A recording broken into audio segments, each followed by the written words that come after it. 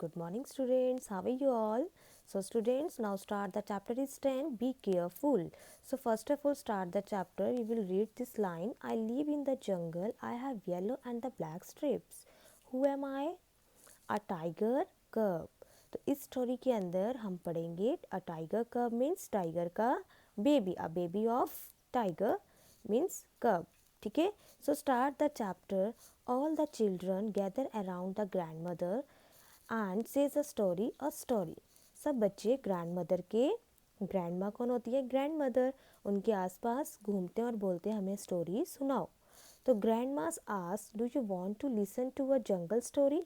वो बोलती है क्या आपको जंगल स्टोरी सुनना पसंद है? प्रीति बोलती है says O yes a happy one. And so grand माँ बिगन्स हर स्टोरी. वो स्टोरी सुनाना स्टार्ट करते हैं. बिगिंस मीन्स स्टार्ट करना. Once upon a time, a little tiger named Cubby. A little tiger means a baby of tiger, Cubby, wanted to see the world, so he set out on his journey. वो journey के लिए सब लोग जाते हैं tiger. On his way he so many tiger animals and birds. वो देखता है कि बहुत सारे एनिमल्स भी हैं, बर्ड्स भी हैं. Some lived on the tree, some under the rocks and some of them even lived in the water.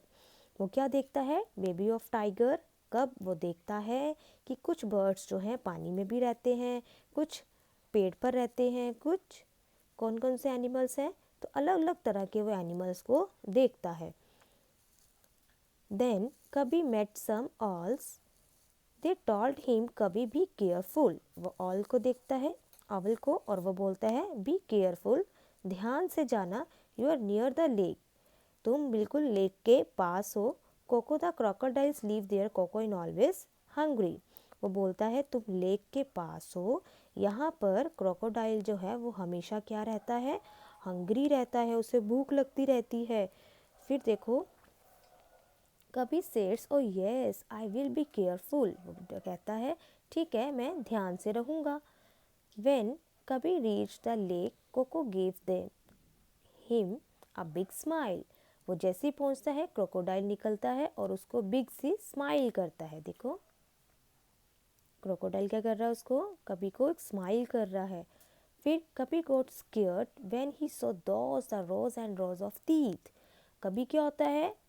Baby of tiger वो डर जाता है उसकी टीथ को देख के, क्रोकोडाइल को, है ना. देखो कितने बड़े बड़े इसके टीथ है. वो स्माइल करता है, उसे लगता है कि वो उसे खा जाएगा और उसको देख करके वो एकदम से डर जाता है. He fell over a log behind him. He got up quickly and saw another crocodile in the front of him. फिर वो देखता है कुछ ही देर बाद एक और क्रोकोडाइल निकलकर बाहर आ जाती है. फिर वो और डर जाता है. कभी was really frightened. He cried out lightly for his mother. और वो तेज तेज चिल्ला के अपनी मदर को बुलाता है. कौन? Baby of tiger. वो रोने लगता है और अपनी मम्मा को बुलाता है. His mother heard him. उसकी मम्मा उसकी आवाज़ सुनती है.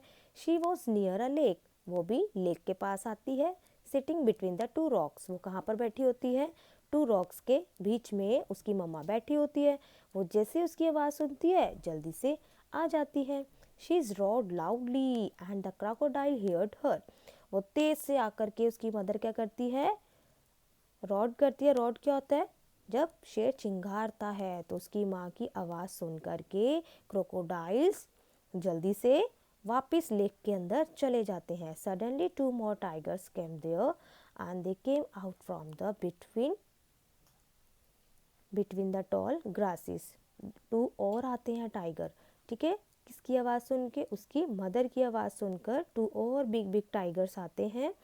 और वो कहाँ पर बैठे होते हैं? ग्रास पर बैठे होते हैं.